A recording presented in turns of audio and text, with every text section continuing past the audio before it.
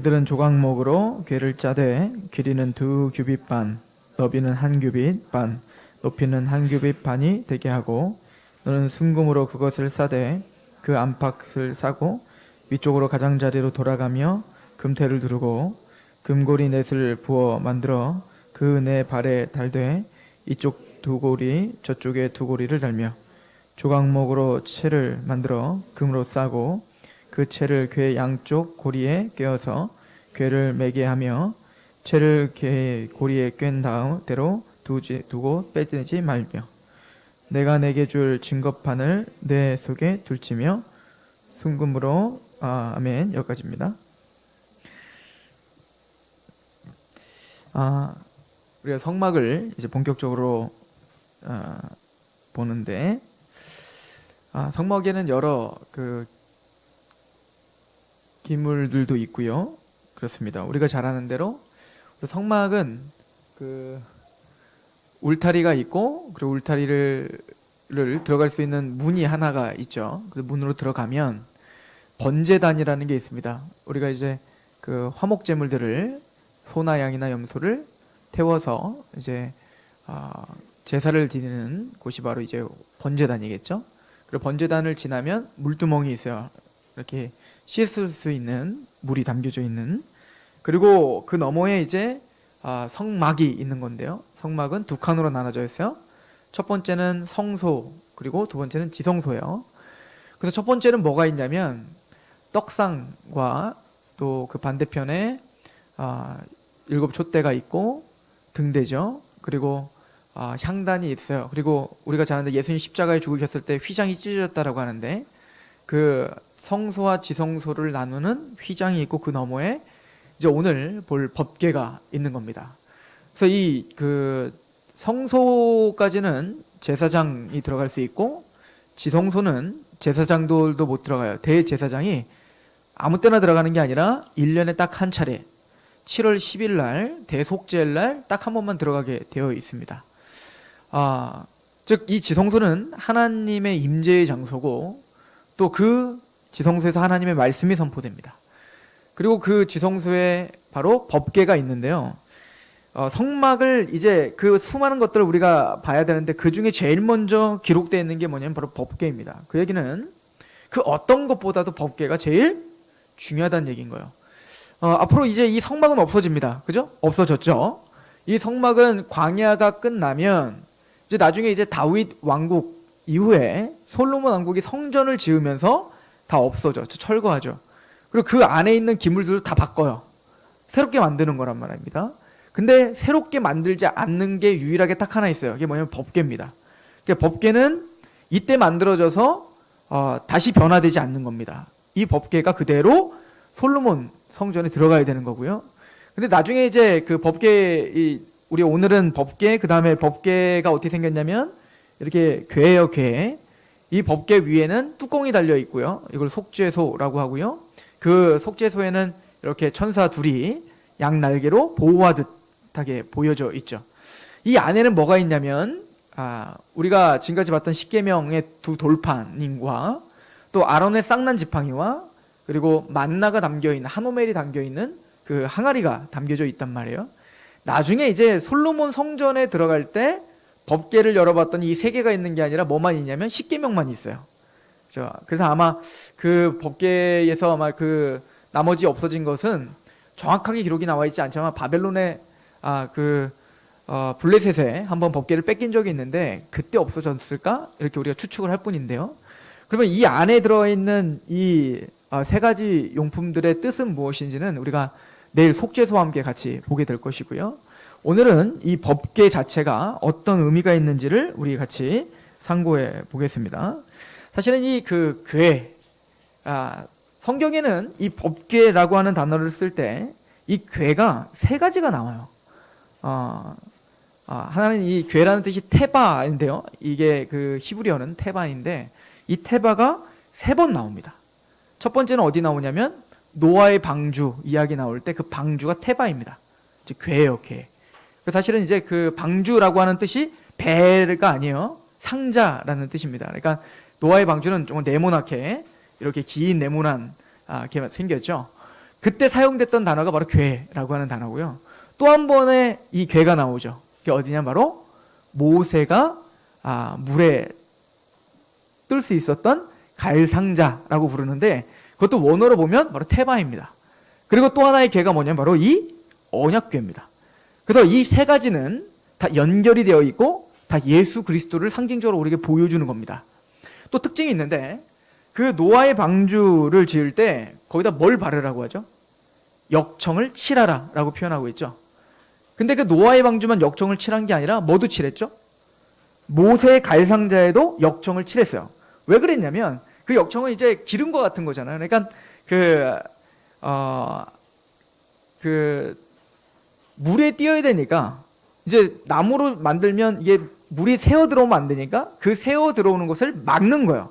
막는 역할로 역청을 칠하는 거거든요. 근데 참 재밌는 건 칠하다라고 하는 단어는 카파르라고 하는 단어예요. 그리고 역청이라는 단어는 고페르라고 하는 단어예요. 이게 사실은 다 같은 어원이거든요. 근데 이 단어가 어디 쓰여지냐면 속죄소라고 할 때 덮개가 바로 카파르예요. 그러니까 그 카파르의 의미는 뭐냐면 화해하다, 속죄하다, 속량하다라고 하는 뜻이 있다고요. 그래서 덮어 씌워버리는 거죠. 그런 것처럼 지금 노아의 방주 이야기와 모세가 탔던 그 갈상자의 이야기와 지금 이 언약궤 이야기가 정확하게 뭔가 하나를 가리켜 이야기를 하고 있어요. 그럼 바로 예수님이죠. 자, 노아의 방주 이야기를 한번 해볼까요? 노아의 방주의 상징적 의미가 뭡니까? 실제적인 사건은 뭐였죠? 죄 때문에 모든 인간들은 다 어디에 수장당해 죽어야 되는 거예요? 물에 수장당해 죽어야 되는 겁니다. 그죠? 그래서 그 죄의 삭은 사망이기 때문에 인간들의 죄로 말미암아 그 죄가 관영하여 하나님은 진노하셨고, 그 진노를 물 심판을 통해서 다 수장당해 죽어야 되는 건데, 노아와 그의 가족들도 사실은 죄인이기 때문에 모두가 다 그 물에 수장당해서 죽어야 될 운명이라고요. 여러분들, 우리가 창세기 강의를 이미 앞에서 했었지만 창세기 6장에 보면 하나님께서 노아를 뭐라고 표현하고 있냐면 당대 의인이요 완전한 자라라고 표현하고 있어요. 그러니까 노아가 노아의 방주를 탈 수 있었던 것은 당대 의인이요 완전한 자기 때문이죠. 의인이기 때문에 그런 거예요. 그럼 우리는 한 번쯤 생각해야 돼요.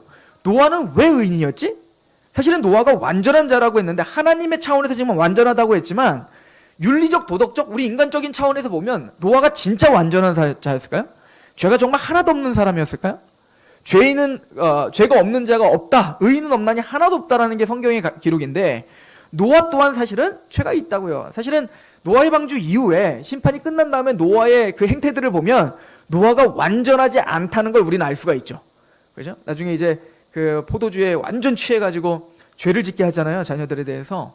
그러니까 노아는 완전한 사람이 아니에요. 그러면 성경이 노아를 왜 구원했다라고 표현하고 있냐면, 죄가 관영하여 하나님이 진노하시는데 노아는 하나님의 은혜를 입었더라라고 6장에 기록이 되어 있어요. 그리고 난 다음에 의인이요 완전한 자라라고 표현하거든요. 그러니까 노아가 의인이 될 수 있었던 건 하나님이 노아에게 은혜를 베풀어 주신 겁니다. 그죠? 그리고 그 은혜로 말미암아 하나님이 말씀을 주셨고, 그 말씀을 준행하여 방주를 지은 거죠. 그리고 그 방주 안에 이제는 그 고페르를 바른 방주 안에 이제는 노아와 그 가족들이 들어가 물에 수장당할 수밖에 없는 죄된 운명이 이제는 그 방주 안에 들어가 물 위에 뜨는 겁니다. 그죠? 원래 물 아래 다 사망해야 되는데 그 방주를 통하여 물 위에 떠 구원을 받게 되는 사건. 이 사건이 바로 모세에게 한번 재현되는 겁니다. 사실은 모두가 다 파라오에 의해서 2살 아래에 있는 남자애들은 다 어떻게 되는 거죠? 다 수장당이 죽는 거예요. 나일강에 다 빠뜨려 죽는 거란 말이에요. 그런데 하나님의 은혜로 가일상자를 통해서, 그죠? 그것도 그 역청을 바른 가일상자 안에 모세가 들어가 물에 빠질 운명이, 그 나일강에 빠져야 될 운명이 나일강에서 뜨는 겁니다. 그리고 구원을 받는 거죠. 이게 민족적으로 반복이 되죠. 이게 뭐죠? 홍해가 갈라지는 거예요. 그래서 홍해가 갈라져서 원래는 이집트의 군대들과 파라오만 거기 수장당하는 게 아니라 원래는 누구도 수장당해야 되는 거예요. 원래 이스라엘도 원래 죄인이라니까요. 목이 굳은 백성이라니까요. 나중에 보면 10가지 재앙을 통해서 파라오를 통해서 우리에게 알려준 게 뭡니까? 파라오는 목이 곧았다는 거예요. 사실은 하나님이 계속 경고하고 재앙을 주지만 끝까지 회개하지 않고 하나님을 대적하더라는 거예요. 근데 그 대적하는 모습을 이스라엘은 40년 내내 산다고요. 이해가시죠? 그럼 원래는 이스라엘 백성들은 구원받을 자격이나 또 그래서 예수님 하나님께서 신명기에 뭐라고 말합니까? 여러분들 신명기 6장부터 8장, 7장, 8장 계속 한번 읽어보세요. 이스라엘 백성들을 내가 너희를 구원한 것은 너희의 공의로워서가 아니다. 너희가 정직해서가 아니다. 너희가 수요가 많아서가 아니다. 너희는 차라리 더 작다. 지극히 작다. 그리고 정직하지 않다. 너희는 목이 곧은 백성이다. 그러니까 너희 마음은 강팍하고 너희 마음은 여전히 내 마음에 들지 않아. 그런데 하나님의 은혜로 너희를 낮추시기 위하여 광야를 걷게 하셨고 하나님의 은총인 걸 알게 하시기 위함이다 라고 말하죠. 그러니까 원래 이스라엘 백성들도 그의 자격으로 한다면 그냥 수장당에 죽어버리면 끝나는 거예요. 그런데 그를 모세에게 속하여 물속에 잠기지 않고 물에서 뜬 거죠. 실제적으로는 홍해가 갈라져서 그 물을 지나 나온 거예요. 요거를 사도 바울이 뭐로 빗대어 이야기하죠? 고린도전서 10장에 보면 세례라고 표현하고 있다고요. 이스라엘 백성들이 세례를 받아 라고 이야기를 한다고요. 그래서 우리가 세례를 받는 거예요. 세례 받는 의미가 뭐죠? 우리는 모두 노아 때, 또 모세 때, 또 이스라엘이 홍해를 건널 때 모두 물에 수장당하는 그 운명들처럼 우리도 원래 물속에서 죽어야 되는 거예요. 그런데 예수님이 나를 대신하여 죽으시고 그리고 부활하신 것처럼 내가 예수님과 함께 이미 죽었고 그리고 난 부활하여 물에서 죽지 않고 살아서 나오는 걸 상징적으로 보여주는 게 바로 물세례란 말입니다. 그럼 그 물세례가 진짜 보여주고 있는 건 뭐죠? 바로 너희가 이스라엘 백성들이 모세에게 속하여 홍해를 건넜듯 우리는 그리스도에게 속하여 구원을 얻는 거예요. 그래서 노아의 방주와 또 갈상자 그리고 이 홍해 이야기는 예수 그리스도 안에 있을 때에만 우리가 예수 그리스도를 통하여 물에 수정당하지 않고 다른 말로 죄 때문에 사망이 우리를 침몰하지 못하고 우리를 건져줄 수 있는 유일한 방편은 내가 길이요 진리요 생명이신 예수 그리스도 안에 있을 때만 우리가 구원받는다는 얘기인 거예요. 그러니까 이 이야기를 연장선상 안에 법궤가 들어가 있는 겁니다. 그래서 이 법궤는 정확하게 예수 그리스도를 우리에게 모용하시는 것이며 그 법궤가 있는 곳에 하나님의 임재가 있어요. 그 나중에 이제 우리가 그 출애굽기랄지 또 민수기랄지 또 역사서를 쭉 읽어보면 법궤를 통해서 하시는 일들이 많이 있어요. 특별히 법궤에서 하나님은 말씀하실 겁니다. 즉 그 법궤가 있는 곳에 하나님의 말씀이 있습니다. 그죠? 또 그 법궤가 있는 곳에 이스라엘 백성들의 보호와 또 이스라엘 백성들 인도하시는 하나님의 능력의 손이 그 법궤를 통해서 나타납니다. 그죠? 그래서 이 법궤가 있는 그 지성소로부터 나오는 그 영광의 구름, 이걸 우리 쉐키나라고 불러요. 그 쉐키나, 즉 그 영광의 구름 아래에 있을 때 우리는 보호를 받을 수 있다. 이런 것들을 우리가 볼 수 있죠. 즉 이 법궤는 정확하게 예수 그리스도를 통한 구원을 우리에게 설명해 줄 뿐만 아니라 그 예수님 자체를 우리에게 설명해 주는 게 바로 법궤이며 또 그 예수 그리스도 안에서 우리가 이미 상고했죠. 하나님의 집 베델이 어떤 곳이었어요? 하늘과 땅을 연결한 유일한 사닥다리가 있는 곳이 베델이었어요. 그래서 이게 야고비보 환상이었잖아요.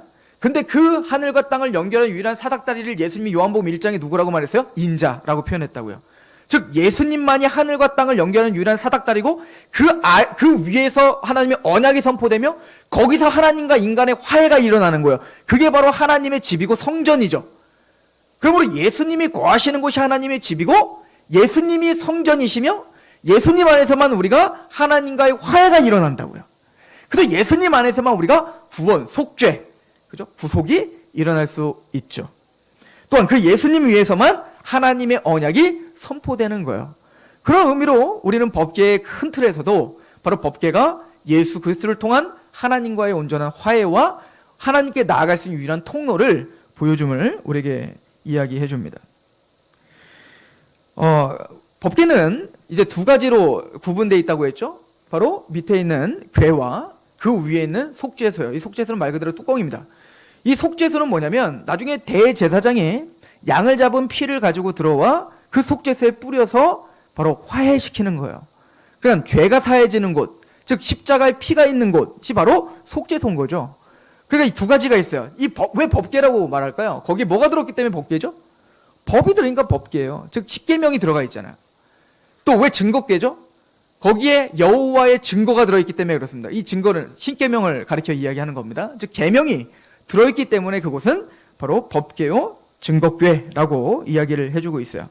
즉 우리 모두는 하나님의 율법 앞에 섰을 때 우리는 다 어떻게 되는 거예요? 사실 죽는 겁니다. 그래서 사실은 그 뚜껑이 없는 상태에서 우리가 법궤 앞에 서면서 죽는 겁니다. 뚜껑을 열고 들여다보면 죽어요. 이 얘기는 이미 우리가 앞서서 출애굽기를 통해서 우리가 상고해봤죠. 뭐였죠? 하나님이 율법을 준다고 했습니다. 그랬더니 이스라엘 백성들이 어떻게 했죠? 와, 주시기만 하십시오. 우리가 다 지켜 행하겠습니다 라고 이야기를 했다고요. 그래, 너희들의 다 지켜 행한다고 했다.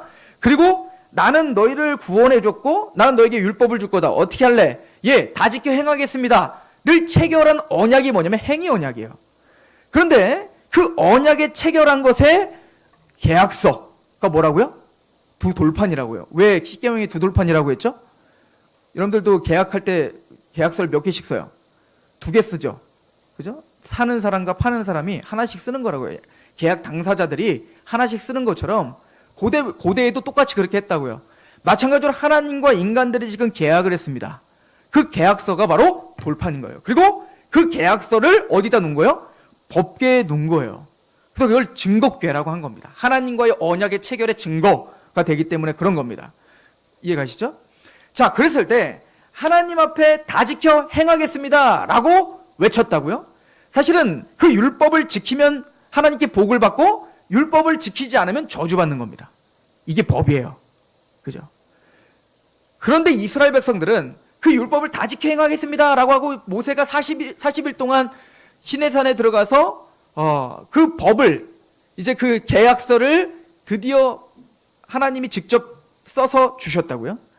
근데 그 계약서를 받고 돌아가는데 아직 계약서에 잉크도 마르기 전에 걔네들은 밑에서 뭐 하고 있더라? 금송아지 만들어 놓고 우상 숭배하고 있더라.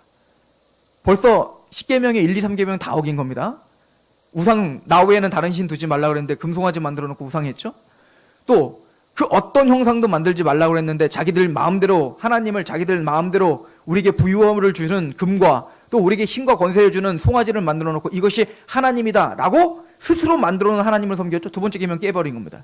세 번째, 여호와 이름 망령되 일컫지 말라고 했는데 그 금송아지를 두고 여호와라는 이름을 써버렸으니 여호와 이름을 망령되 일컫은 거죠. 그러니까 처음부터 하나님의 1, 2, 3계명 완전히 다 망가뜨려 버린 거예요. 그러니까 당연히 안식일도 지키지 못한 거죠. 왜냐하면 그 예배가 망가져 버리게 된 거니까요. 그러니까 이스라엘 백성들은 하나님 다 지키겠습니다 라는 그 열심과 최선과 진심은 말했지만 그 지킬 수 있는 실력이 되지 않더라. 다 죽는 거예요 원래. 그래서 십계명을 이야기하고 율법을 이야기하고 바로 뭘 지금 설명하고 있죠? 이제부터 성막이 기록되어 있는 겁니다. 뭐죠? 율법 앞에 우리는 다 죽음이다를 보여주는 겁니다. 우린 율법을 다 지킬 수 있는 사람이 없다예요. 그리고 하나님과 그 율법의 그 계약서를 법궤에 집어넣고 그 위에 뭐를 얹어요? 속죄소인 뚜껑을 얹어놓고 거기에 양의 피가 뿌려지는 겁니다. 이 얘기는 뭐죠? 그 십자가의 은혜의 피가 없다면, 그 속죄하는 은혜가 없다면 우리는 그 율법 앞에 설 수가 없다예요. 그래서 예수 그리스도는 바로 그 법과 하나님의 율법, 즉 하나님의 정의, 공의와 또 하나님의 사랑과 자비를 온전히 이루신 분이 누구라는 거예요? 예수님인 거예요. 태초에 말씀이 계셨는데 그 말씀이 하나님과 함께 계셨으니 그 말씀이 곧 하나님이시라. 그 말씀이 육신 입고 이 땅 가운데 거하심에 우리가 그 영광을 보니 독생자의 영광이요 뭐와 뭐가 충만하더라? 은혜와 진리가 충만하더라 하는 거예요. 두 가지죠. 은혜와 진리입니다. 즉 하나님의 은총과 하나님의 공의가 예수 그리스도로 완성된 거예요. 그래서 이 법궤는 바로 예수님 안에서만 그 하나님의 공의와 하나님의 자비가 완성될 수 있음을 보여주는 게 바로 법궤란 얘기인 거예요. 즉 우리는 그 예수님의 속죄가 없이 우리는 하나님의 법 앞에 설 수 없는 겁니다. 즉 다른 말로 말하면 예수님의 속죄 외 구속의 은혜가 없이 하나님의 심판대 앞에 설 수가 없어요. 근데 예수님의 십자가의 은총이 있는 사람은 요한복음 5장 24절에 있는 것처럼 내가 진실로 진실로 너에게는 내 말을 듣고 또 나 보내지 않은 믿는 자는 영생을 얻었고 심판에 이르지 아니하나니 사망의 생명으로 옮겼다 하는 거예요. 이미 예수님의 십자가로 모든 공의는 성취된. 또 예수님의 십자가로 우리를 향한 모든 속죄의 은총과 그 자비가 성취되는 유일한 우리의 화목제물 되시고 화목의 장소인 누구밖에 없다? 예수밖에 없다는 거예요. 그래서 노아의 방주에도 바로 속죄에 관련된 역청, 또 갈상자에도 속죄에 관련된 역청이라는 단어를 쓴 겁니다. 그리고 실제적으로 이 언약궤의 상징이신 예수 그리스도, 그리고 그 덮개가 바로 속죄의 장 카파르라는 단어로, 즉 속죄와 하나님의 율법, 예수 그리스도로 온전히 성취된 우리의 온전한 길, 우리의 진리, 우리의 생명이신 예수님을 설명해 주신 겁니다. 이 법궤를 만드는 재료는 두 가지입니다. 하나는 바로 씨띠 나무와 그 금인 거예요. 이것은 예수님의 바로 인성과 신성을 우리에게 설명해 주는 것입니다. 즉, 이 씨띠 나무라는 것은 광야의 그 척박한 땅에서 자라나는, 그러니까 아름답지는 못하겠죠? 그러나 억척스럽게 자라나고 있는 나무입니다. 마찬가지로 그래서 이사야서에 보면 예수님을 뭐라고 예언하죠? 혹시 기억나시는 거 있어요? 마른 땅에 나는 연한 순과 같다라고 표현하죠. 그 마른 땅과 같은 그런 곳에 살아나는 그 씨띠 나무처럼 예수님의 육체가, 인성이 마른 땅에서 태어난 연한 순처럼 사실은 보잘것없고 연약해 보여요. 그게 바로 예수님의 인성입니다. 그런데 그 예수님은 단순히 그런 사람으로서만 이 땅에 오신 게 아니라 금으로 바릅니다. 즉 이건 하나님의, 예수님의 신성을 이야기하는 겁니다. 즉 예수님은 그렇게 연한 순처럼, 그래서 죽임당하시는 어린 양으로 이 땅에 오셨지만 그 예수님은 우리의 무엇이다? 하나님이시며 우리의 왕이시며 영광스러운 우리의 주님이십니다. 그걸 고백하게 하는 것이 바로 이 나무와 금이 우리에게 보여주는 상징이다라고 우리는 볼 수가 있죠. 이 법궤의 대표적인 이름들은 언약궤, 아까 증거궤라는 말도 있었지만 언약궤라고 하는 말도 있죠. 우리 민수기 10장을 잠깐 한번 가보시겠어요? 민수기 10장 33절 보시면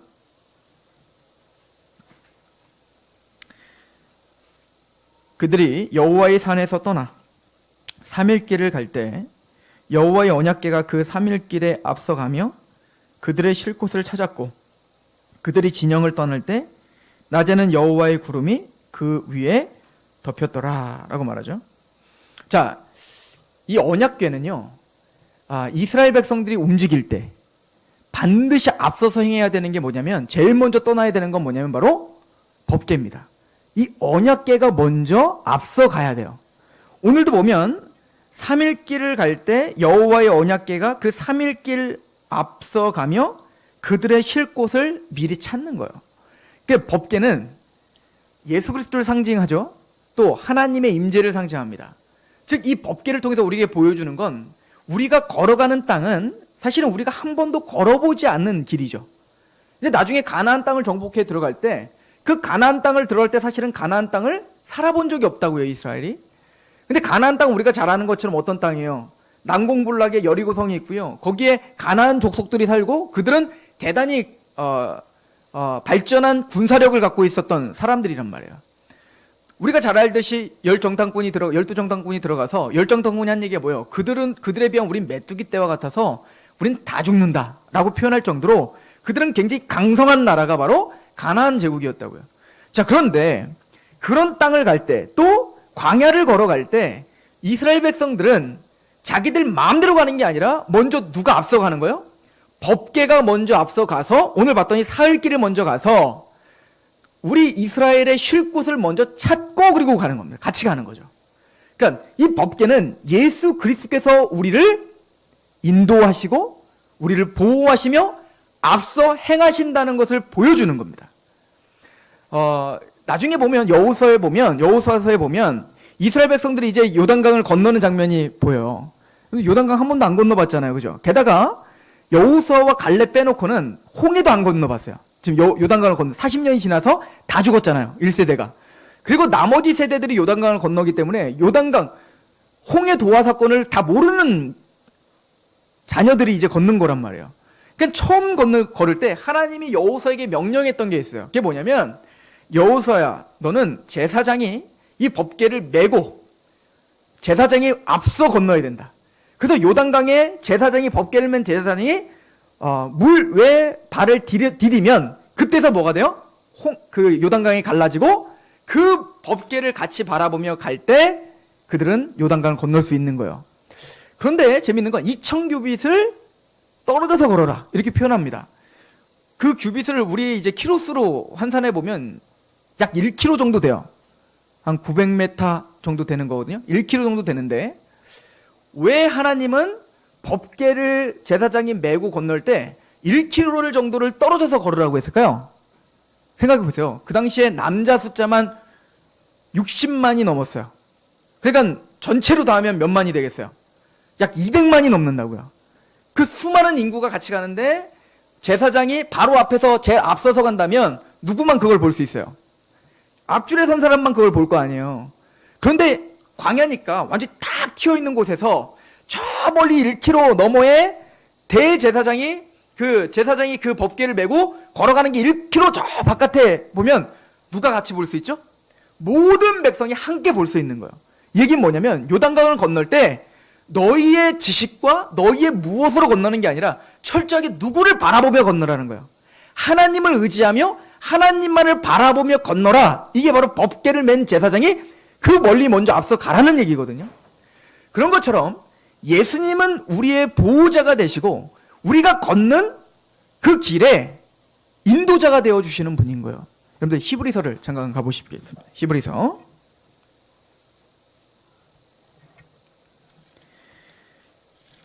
우리 4장 한번 가봅시다.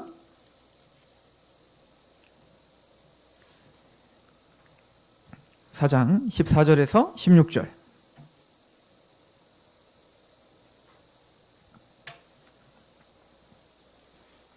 같이 봉독할까요? 시작. 그러므로 우리에게 큰 대제사장이 계시니 승천하시니 곧 하나님의 아들 예수시라.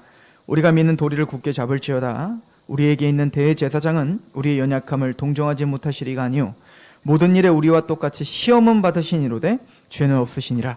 그러므로 우리는 긍휼하심을 받고 때를 따라 돕는 은혜를 얻기 위하여 은혜의 보좌 앞에 담대히 나아갈 것이니라. 예수님은 우리에 앞서 우리가 이 땅에서 당할 수 있는 모든 시험을 다 당하셨습니다. 우리처럼 배가 고프셨고 또 연약한 육체를 갖고 계셨습니다. 그런데 이 예수님은 우리와 다른 점은 우리는 그 연약함을 가지고 죄를 짓죠. 근데 예수님은 33년 동안 우리는 수도 없는 죄를 질 때 예수님은 우리와 똑같은, 원래는 예수님이 이렇게 사실 이유가 없어요. 하나님이시기 때문에. 근데 우리처럼 낮아지셔서 우리가 당할 수 있는 모든 수모 또 시험들을 능히 당하셨다고요. 그리고는 우리는 죄가 있지만 예수님은 죄가 없으세요. 그래서 하나님이신 예수님이 이 땅에 육체를 입고 오신 이유가 여기 있다고요. 즉 체휼, 긍휼하시기 위함이에요. 즉 우리의 아픔과 우리의 연약함을 몸소 체험하시어 우리를 이해하시며 우리를 도우시기 위한 대제사장이신 거예요. 그러면 왜 이렇게 우리를 위해서 시험을 당하셨고 능히 시험을 이기셨죠? 우리 히브리서 2장 가보십시오. 2장 우리 17절 18절 한번 읽어봅시다. 시작. 그러므로 그가 범사의 형제들과 같이 되심이 마땅하도다.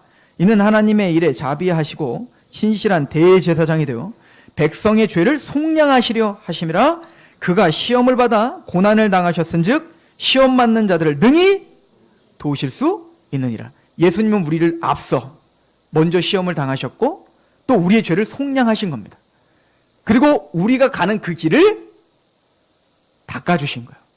그래서 우리는 예수님이 길이고 예수님이 진리고 예수님이 생명이라고 고백하는 거예요. 그래서 베드로에게 너는 다 굴기 전에 3번 나를 부인할 거야. 이 얘기는 뭐죠? 베드로야, 너는 나를 따를 수 있는 실력이 없어. 너는 자기 십자가를 지고 갈 수 있는 힘이 없어. 너는 나를 부인하고야 말 거야. 그런데 사탄이 너를 밀가부로도 청구했지만 나는 너의 믿음이 떨어지지 않도록 간구했다. 즉 네 믿음, 네가 십자가 일을 걷는 그 길, 그걸 내가 걷게 해줄게. 내가 함께 해줄게. 그래서 예수님은 우리 앞서 이미 시험 당하시고 십자가를 지시고 우리를 속량하실 뿐만 아니라 우리가 순례길을 걷는 우리의 모든 삶을 주장하시고 도우시고 인도하시는 분이라고 성경 가르쳐 주는 거예요. 그래서 히브리서 11장에 믿음의 사람들을 쭉 나열하죠. 믿음으로 아벨은, 믿음으로 노아는, 믿음으로 아브라함은, 믿음으로 이삭은, 믿음으로 모세는. 그리고는 12장에 그것을 결론을 뭐라고 내리죠? 허다한 증인 같은 사람들이 얽매이던 것을 벗어버리고 믿음으로 승리했다는 거잖아요. 그리고 히브리서 12장 2절에 뭐라고 하죠? 믿음의 주요 온전케 하시는 예수를 바라보자. 그 법궤를 바라보고 건너는 그 이스라엘 백성들처럼 우리가 순례의 길을 걸어갈 때, 즉 성화의 길을 걸어갈 때, 즉 성도의 길을 걸어갈 때 우리는 모두 믿음의 주요 온전하게 하시는 예수를 바라보며 걸어야 된다. 우리는 그 메시지를 이 법궤를 통해서도 볼 수가 있게 될 것입니다.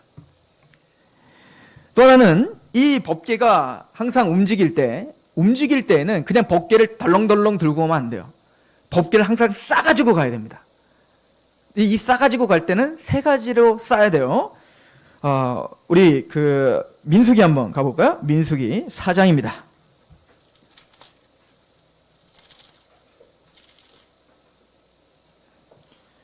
민수기 4장 5절에서 6절입니다.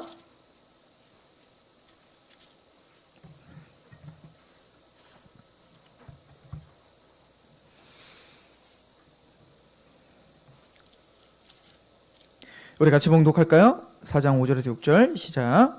진영이 전진할 때에 아론과 그의 아들들이 들어가서 칸 막는 휘장을 걷어 증거궤를 덮고 그 위에 해달의 가죽을 덮고 그 위에 순청색 보자기를 덮은 후에 그 채를 깨고 가야 돼요.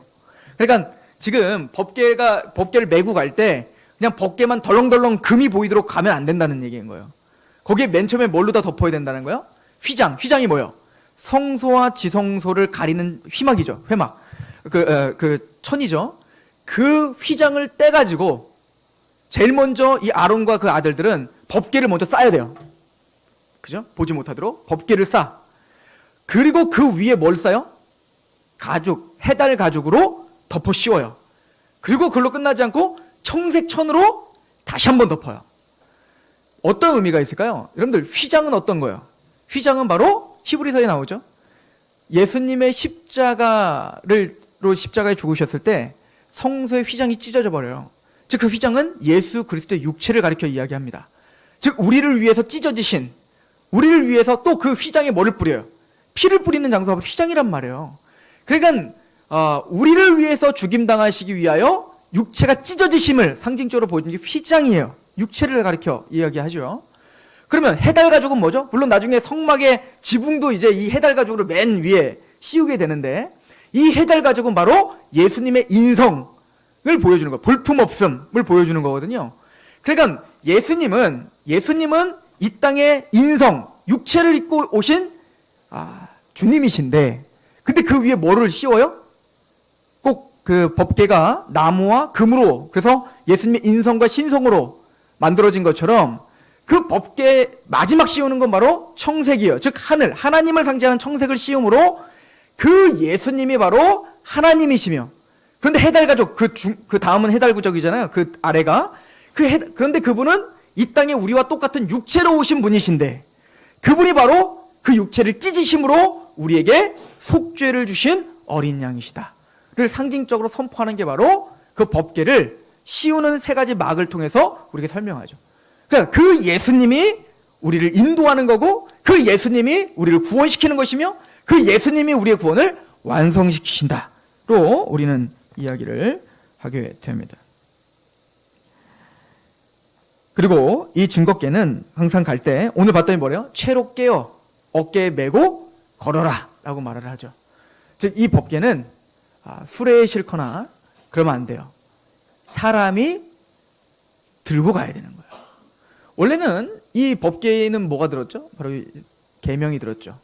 즉 이 계명은 우리가 지켜야 되고 땀을 내어야 너희가 생명을 얻는 것처럼 우리가 그 율법을 다 지킴으로 영원한 생명을 누릴 수가 있는 거예요. 근데 지금까지 우리가 살펴봤던 우리는 그 율법을 다 지을 수 없는 겁니다. 그래서 그 법궤를 누가 짊어져요? 대제사장이신 예수께서 짊어지신 겁니다. 그래서 우리는 우리의 힘과 노력이 아니라 경건하지 않고 일한 것이 없는 우리를 의롭다 하신 이가, 의롭다 하시는 그 하나님을 믿을 때 그 믿음을 의로 여기신다 라고 성경은 이야기해주고 있습니다. 예수 그리스도를 상징적으로 보여주는 이 법궤는, 이 법궤로부터 하나님의 말씀이 선포가 되고, 이 법궤에서부터 하나님의 보호와 임재와 또 그 이스라엘 백성들의 순례의 길을 앞서 행하시는 그 능력이 여기서 나오듯, 예수님이 우리의 하나님이시며 우리를 구속하시기 위한 온전한 인간으로 오셔서 그분은 그의 몸을 찢어 우리에게 속량을 주시고 우리가 하나님 앞에 담대하게 나아갈 수 있게 하는 대제사장이 되어주셨음을 이 법궤를 통해서 설명되어집니다. 이 법궤 안에 있을 때 그곳에서 하나님 말씀이 들었듯 우리는 주님 안에서 언약을 듣고 그 말씀에 순복하는 저 여러분 되기를 축원합니다. 기도하겠습니다. 하나님, 우리의 구원자가 되어주시기 위해 우리와 같은 육체의 모습으로 오시고, 그러나 하나님의 아들이신 심판주이신 인자로 이 땅에 오심은 우리의 구속을 위한 하나님의 은혜인 줄, 하나님의 사랑인 줄 우리는 법궤를 통해서 배웁니다. 사람들은 예수님의 인성만 바라보며 성자라고 말하지만 우리는 단순히 거룩한 한 인간일 뿐 아니라 그분은 하나님의 아들이시며 천지를 창조하신 하나님이심을 고백하는 자리에 우리가 이곳에 있습니다. 하나님이시며 인간이신 예수 그리스도께서 우리를 위해서 그 몸이 찢겨 속죄함을 얻은 우리가 이제는 담대하게 주의 보좌 앞에 나오게 되었습니다. 그 법궤가 이스라엘을 인도하고 보호하듯 그 십자가의 은혜, 그 예수 그리스도께서 우리의 믿음의 주요 온전케 하시님을 믿고 우리가 그 예수를 바라보며 한 주간도 걸어 승리하게 하여 주시옵소서. 그 법궤에서 하나님의 말씀이 선포됨을 믿듯 예수 그리스도로부터 선포되는 그 말씀을 듣고 십자가의 길을 따르되 어린 양이 어디로 인도하듯 따르는 14만 4천처럼 그렇게 구속의 경험이 있는 하나님의 백성답게 그 감사와 감격과 그 사랑에 강권되어 그 십자가의 길을 걷는 우리가 되게 하시옵소서. 그렇게 하실 하나님을 찬양하며 예수 그리스도의 이름으로 감사하며 기도합니다.